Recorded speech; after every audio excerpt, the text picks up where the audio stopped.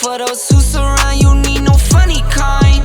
You can't see what's on my brain, I live inside my mind.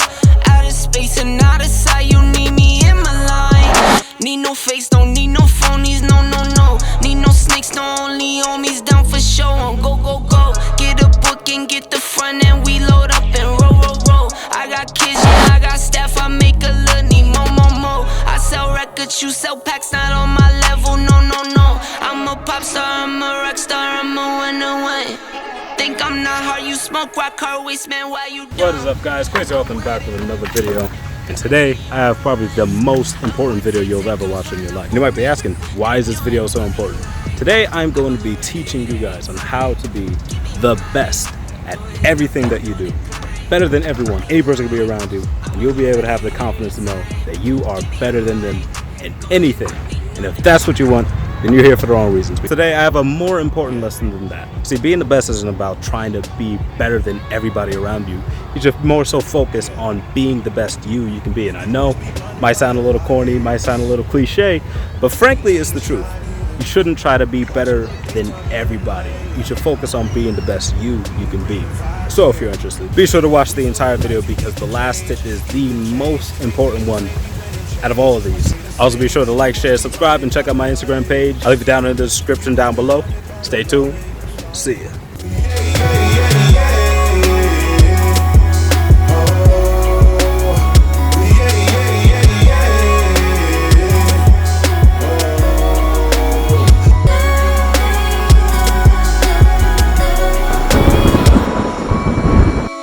So I gotta say, the number one thing that you could do to just ruin any bit of productivity that you could have is comparing yourself to other people. And it even happened with me too, so I'm not gonna say it's like other people. For example, people will look at what I'm doing and then they'll feel some type of way, get jealous, become a hater, as they say.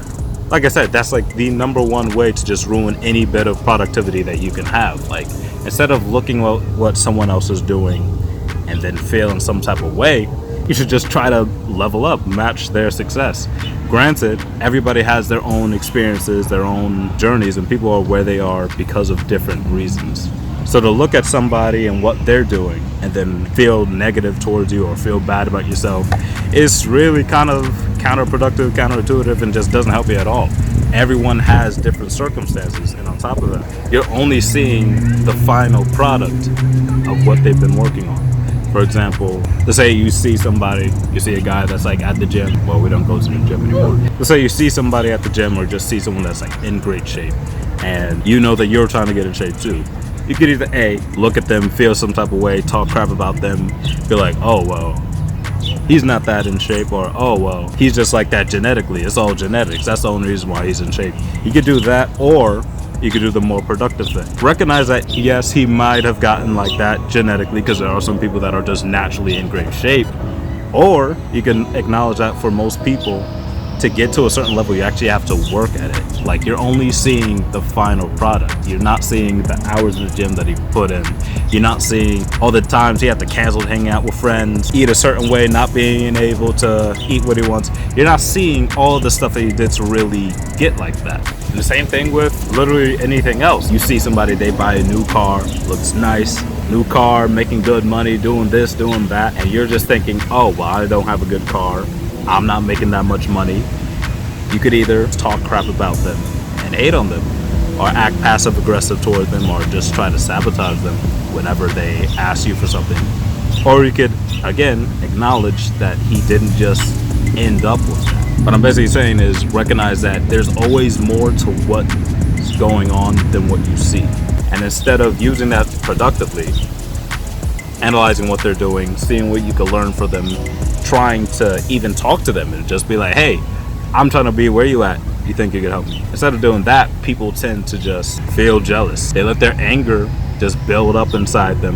And I even say this for like parents too, because like a lot of parents, they tend to compare their kids to, let's say, someone else's kids or their other kid. Everybody has their own experiences, everyone has their own journeys, everyone has their own goals and situations that led to them being where they are now.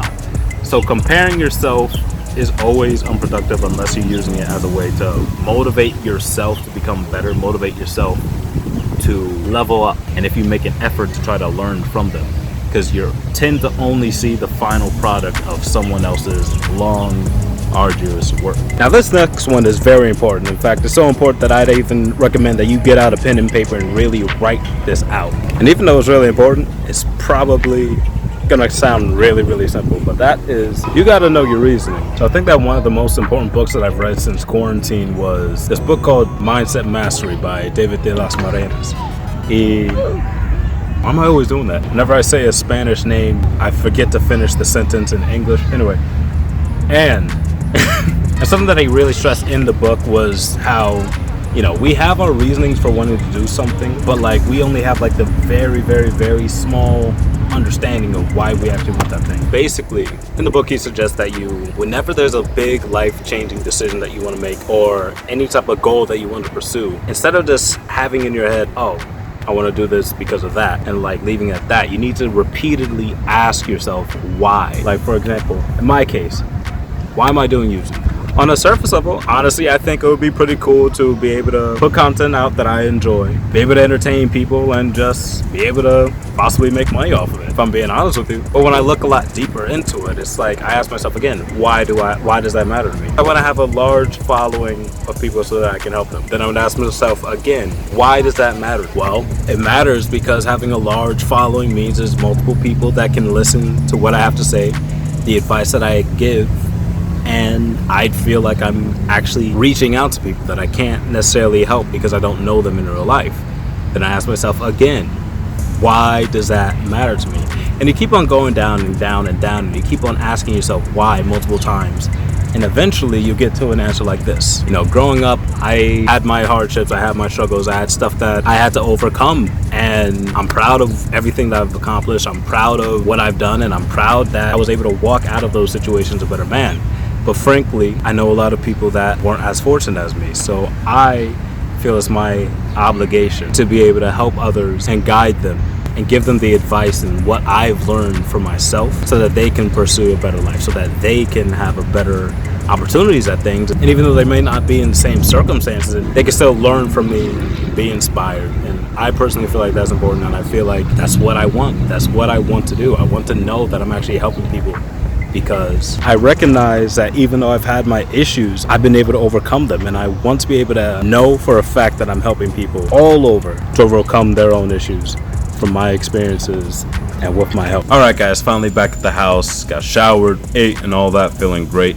And you might be wondering why I'm sitting in this bubble I got here. Y'all remember how in the last video I was getting attacked by mosquitoes, and I can't deal with that no more. But anyway, the last and the most important tip. You need to discover and combine multiple passions and skills that you have and use them to your advantage. Now, what do I mean by that? So I know a lot of people that are really good at certain things, whether it be someone that's really good at playing sports or playing basketball, or someone who's really good at computer programming and whatnot.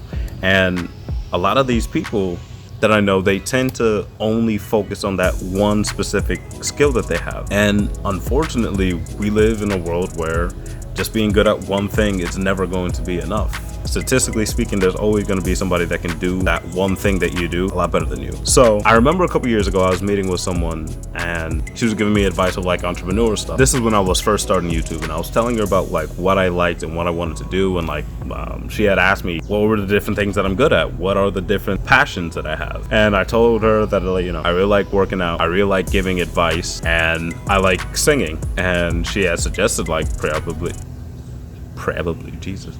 She has suggested that I probably find a way to like combine those things together. Now, I'm not gonna sing on this channel. That's not what I'm saying.